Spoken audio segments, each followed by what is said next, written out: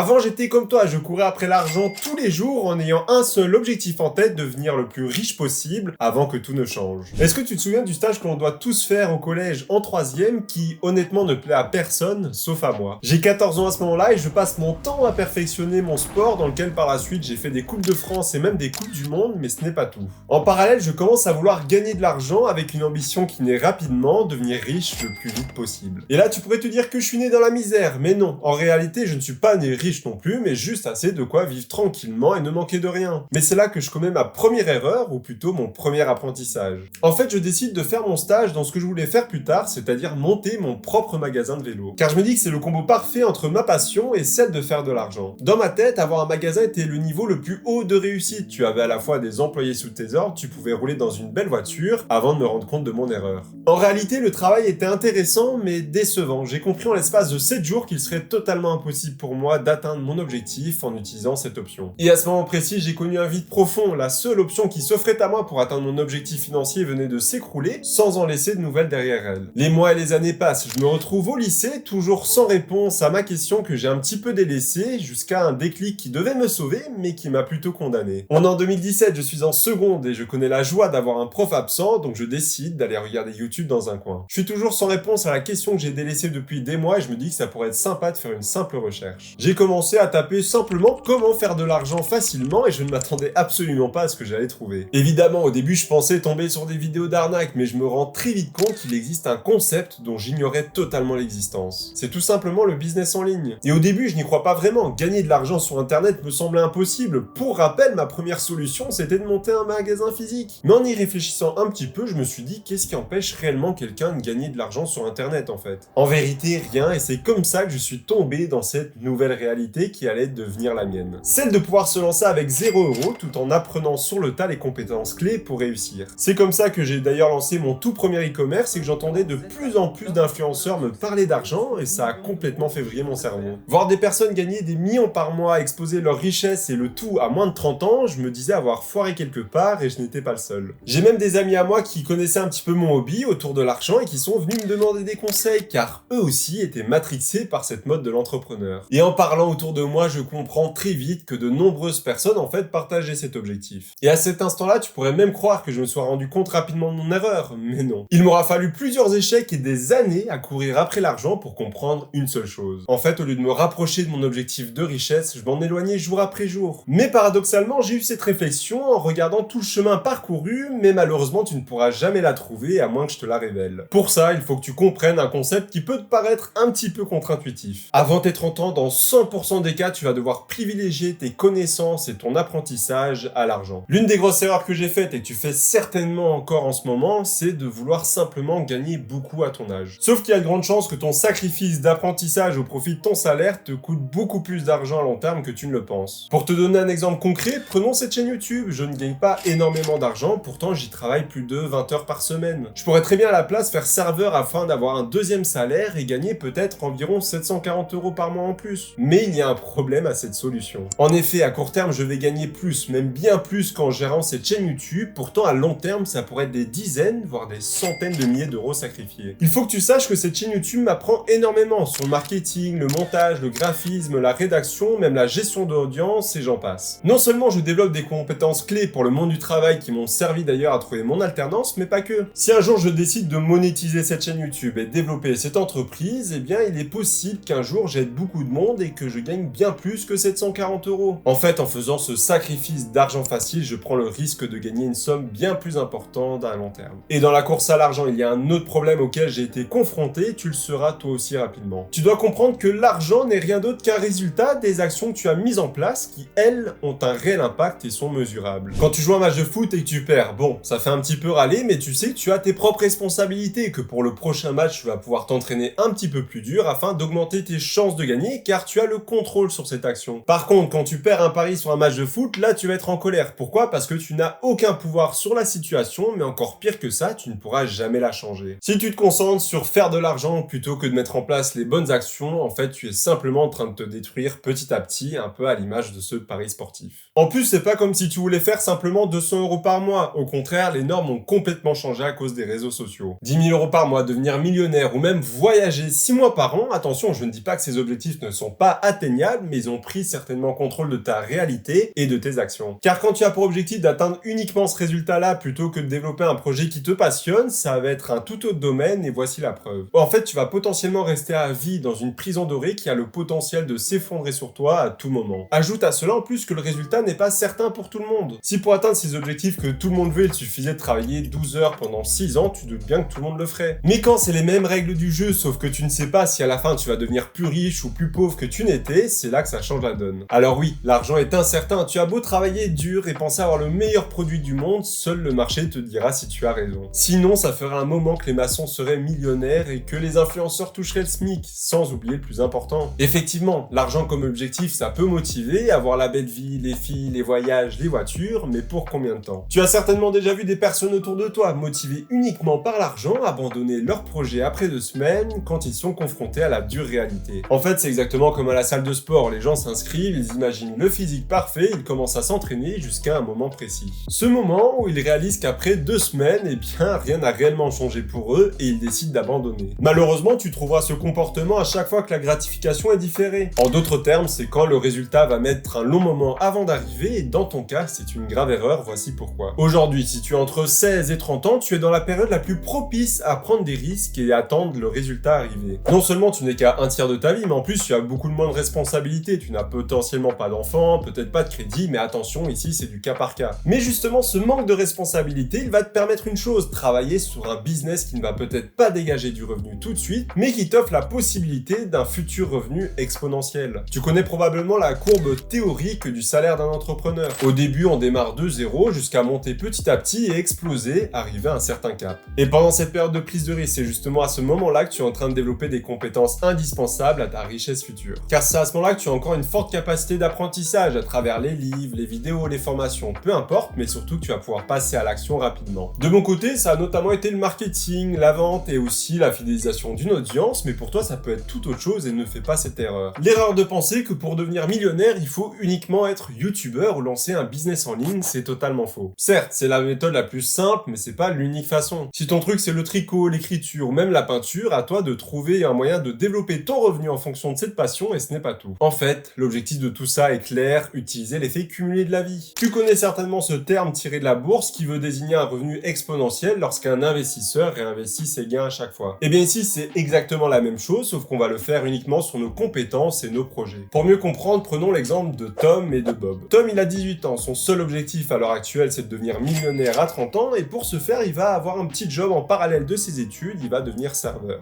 Bob, il a le même but. Par contre, il va faire d'une manière totalement différente en développant ses propres compétences et en développant un projet personnel, même s'il sait très bien qu'il n'aura pas de salaire stable, et c'est là que ça devient intéressant. Tom, de son côté, va très largement dépasser Bob dès les premiers mois, puisqu'il va recevoir un salaire stable de 700 € quand l'autre ne touchera absolument rien. Sauf que Bob, petit à petit, il arrive à développer des compétences de mois en mois et son projet se développe. Il gagne certes beaucoup moins que Tom encore à l'heure actuelle, mais il commence à gagner quelques centaines d'euros. Les années passent, Tom touche maintenant le SMIC car il a fini ses études, mais il sera très compliqué pour lui de faire un x2 sur son salaire. Alors que Bob, lui, il a continué de développer ses compétences, à avancer d'échec en échec pour développer son projet personnel et à l'heure actuelle, eh bien, il gagne beaucoup plus que Tom et surtout il ne sera pas capé avec un plafond de verre comme peut l'avoir Tom. Quand tu commences dans le monde de la finance et du développement personnel, tu dois comprendre une règle très précise. Que ça soit les bonnes ou les mauvaises actions, elles vont en attirer d'autres mathématiquement. Si tu te mets au sport, tu vas commencer à faire un peu plus attention à ton alimentation, à ton sommeil et j'en passe. Par contre, si tu commences à sortir tous les soirs, le lendemain tu vas faire des grasses matinées, tu vas être un petit peu moins productif et donc tu ne vas pas avancer sur ton business, etc., etc. Chaque action que tu prends n'a pas qu'un seul impact, elle va complètement changer la trajectoire de tes autres habitudes pour des années, voire toute ta vie. Et c'est quand tu commences à avoir cette vision à long terme que tu vas pouvoir créer des miracles et voici la preuve. Prenons 2 avions au départ de New York qui ont seulement 1 degré de décalage dans leur trajectoire. Peut-être qu'au bout de 3 km, la différence sera minime. Par contre, au bout de dizaines et de dizaines d'heures de vol, il y aura des milliers de kilomètres qui vont les séparer et ça a été mon cas. Je vois très bien avec les business que j'ai lancés et échoués. chacun d'entre eux m'ont appris de nouvelles compétences qui m'ont permis de réussir un petit peu mieux le prochain. Par exemple, mon site de e-commerce m'a appris des bases pour me lancer dans le freelancing sur le marketing digital, qui lui-même m'a appris les bases pour développer cette chaîne YouTube et ainsi de suite. Alors oui, j'ai beaucoup échoué quand on prend tous mes projets passés, mais c'est tout à fait normal et désolé de te dire ça, mais ça risque d'être ton cas également. En fait, quand on y réfléchit, tout est une histoire de tests et de probabilités. Effectivement, tu as très peu de chances de réussir ton premier business et devenir millionnaire à l'âge de 20 ans. Par contre, après plusieurs échecs et plusieurs apprentissages, si tu continues d'avancer, eh bien tu risques de tendre vers un 100% de réussite, ce qui est logique. Ce n'est pas tout, car les actions apportent aussi une chose importante, la certitude ou le changement, et ça m'a bien servi. Pour revenir sur mon e-commerce de casquettes ou même mon projet de freelancing dans le marketing digital, le passage à l'action m'a permis d'apprendre une chose précise. En fait, je me suis simplement rendu compte que je n'aimais pas ces activités. Soit elles n'étaient pas faites pour moi, soit ce n'était clairement pas ma zone de génie. Et sans passage à l'action, tu risques de te retrouver toute ta vie bloqué avec une idée qui n'est finalement pas la tienne. Mais tu vas certainement me poser une question légitime. Qu'est-ce qui se passe si moi je veux simplement gagner un maximum d'argent, même si j'en ai pas grand chose à faire du travail, afin d'être en vacances toute ma vie et siroter un cocktail là au bord de la plage avant 30 ans? Il faut que tu saches que dans le monde du business, il y a les Elon Musk et les Justin Bieber. Dans le premier cas, tu es notamment drivé par l'argent parce que c'est simplement un résultat des actions que tu mets en place, de tes business, et de prouver que tu as raison afin d'en lancer des nouveaux par la suite. Ou dans le cas de Justin Bieber, tu vas simplement te baser sur ta zone de génie pour en tirer un maximum d'argent et profiter d'un travail bien fait, mais sans jamais relancer d'autres business. Et non, tu ne peux pas te proclamer d'un camp ou l'autre, ça ne marche pas. Tu sais déjà au fond de toi si tu préfères monter des business toute ta vie ou simplement siroter des cocktails grâce à ton talent. Mais dans la réalité, les actions selon moi seront quasiment identiques, peu importe dans quel cas tu te trouves. Car dans les deux options, tu veux quand même gagner beaucoup d'argent. La seule différence sera à la fin, est-ce que tu vas réinvestir cet argent pour développer d'autres business ou en profiter toute ta vie, mais là encore on a un problème. En effet, très peu de personnes arriveront à devenir millionnaires avant 30 ans. Sauf si tu as de la chance, que tu es touché par la grâce dans un milieu sportif très bien rémunéré, dans le business ou même dans un talent artistique particulier. Ou la seconde option, tu décides de travailler très dur sur un business ou un projet personnel en espérant devenir millionnaire avant tes 30 ans, même si ça peut prendre bien plus longtemps. Et là, tu vas certainement me poser la question fatidique, mais comment est-ce que je suis sûr de gagner beaucoup d'argent arrivé à 30 ans? La réponse va te surprendre, mais j'en ai aucune idée. Si tu n'as pas remarqué, je n'ai même pas atteint cet âge-là moi-même, par contre, je peux te partager en détail tout le plan d'action que je mets en place pour optimiser mes chances d'y arriver. Dans un premier temps, on va mettre à la poubelle toutes les recommandations de livres, de morning routine ou même de méditer, car selon moi, ça sert strictement à rien. Tu as déjà entendu ça dans toutes les vidéos YouTube et tous les livres, alors oui, c'est très utile, mais pas dans ton cas. Là, tu as une seule chose sur quoi tu dois te concentrer, développer des compétences, c'est un projet, mais attention. Pour moi, c'était de monter un business en ligne, c'est ce qu'on te vend absolument de partout sur internet, mais je ne suis pas d'accord avec ça. Monter un projet, ça peut être tout un tas de choses, être artisan dans un domaine spécifique, développer une association, ou même un projet qui te passionne de ton côté, peu importe. Comme je te l'ai dit, à l'heure actuelle, on ne vise pas de gagner beaucoup d'argent, mais simplement de développer une compétence qui, par la suite, pourrait nous obtenir un bon revenu. Pour l'anecdote, il y a 2 ans, j'étais en séminaire et il y avait une coach en écriture.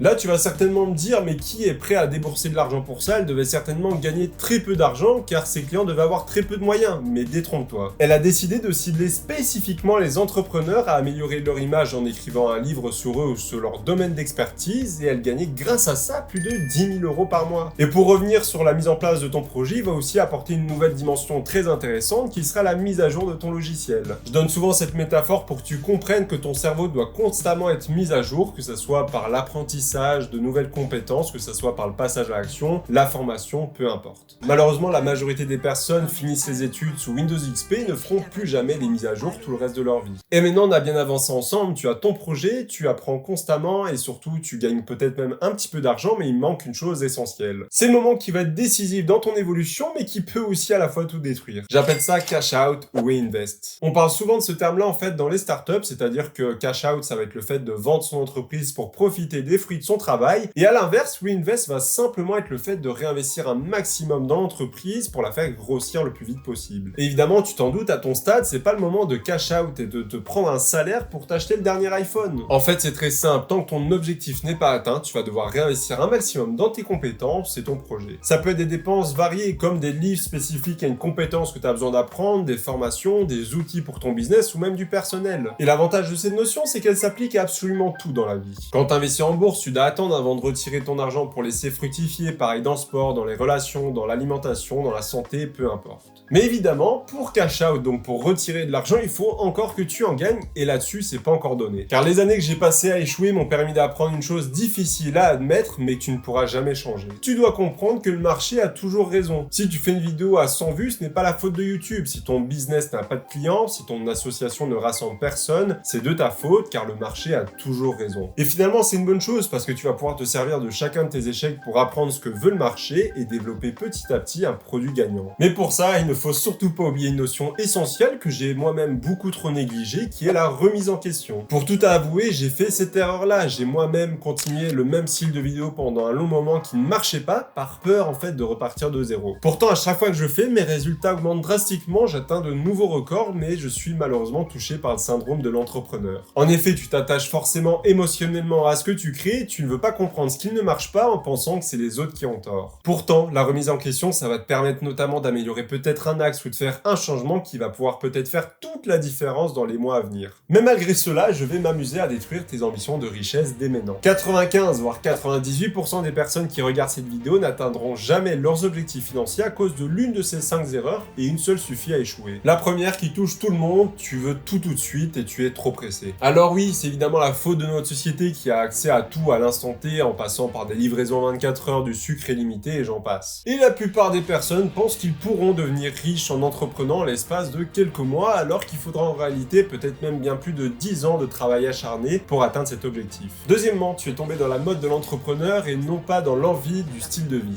J'ai remarqué que depuis 2016, être patron de sa boîte, c'est un vrai statut à l'heure actuelle. Avec toutes ces personnes qui écrivent CEO dans leur bio Instagram alors qu'ils n'ont que 15 ans, oui, je l'ai fait et alors, en fait, tu dois comprendre une chose. Tu dois avant tout aimer le sacrifice et les problèmes des entrepreneurs, se lever à 6 heures du matin, faire des journées de travail de 12 heures, sacrifier leur vie sociale, voire parfois leur vie tout court. 98% de la vie d'un entrepreneur, tu ne la verras pas sur les réseaux sociaux, mais en passant à l'action, et c'est là que la majorité des gens abandonnent. Troisièmement, et qui est un petit peu lié au point précédent, tu dois aimer le processus plus que l'argent. De mon côté, je préfère toujours le chemin au résultat. C'est même la partie la plus excitante selon moi, car tu échoues, tu apprends, tu réussis, mais surtout tu avances. C'est un peu comme si tu me disais que ton moment préféré d'un match de foot, c'était le débrief d'après-rencontre. Non, évidemment, le moment le plus excitant, c'est surtout la confrontation quand tu sais pas si ton équipe favorite va gagner avec tous les retournements de situation que ça entraîne. En réalité, aimer le processus aussi, ça veut surtout dire continuer d'avancer quand tu as l'impression que tout s'effondre autour de toi pour continuer d'aller chercher ton objectif. Pour l'avant-dernier point, tu dois comprendre que les sacrifices demandés aussi ne seront pas acceptables pour la majorité des personnes. Je vais te prendre mon exemple. De mon côté, je me lève à 5h30 du matin pour travailler de 6h à 18h avant d'aller à la salle jusqu'à 20h pour finir à me coucher à 21h30. Ajoute à cela que j'ai une copine qui habite à plus de 500 km de chez moi, que je n'ai pas réellement de vie sociale durant la semaine, tout ça pour avancer sur mes projets. Très peu de personnes pourront le faire, soit car ils n'ont simplement pas envie et c'est totalement ok, ils ont certainement plus raison que moi d'ailleurs, ou simplement ils ne peuvent pas le faire à cause des responsabilités qu'ils ont, des enfants, un travail et autres. Pour avoir ce que tout le monde désire, il faut que tu sois prêt à sacrifier ce que tout le monde veut garder, même lorsque la récompense est incertaine. D'ailleurs, si tu veux savoir exactement pourquoi est-ce que l'argent a détruit toute notre génération, je te l'explique dans cette vidéo, on se retrouve juste derrière, à tout de suite, c'était Maxime.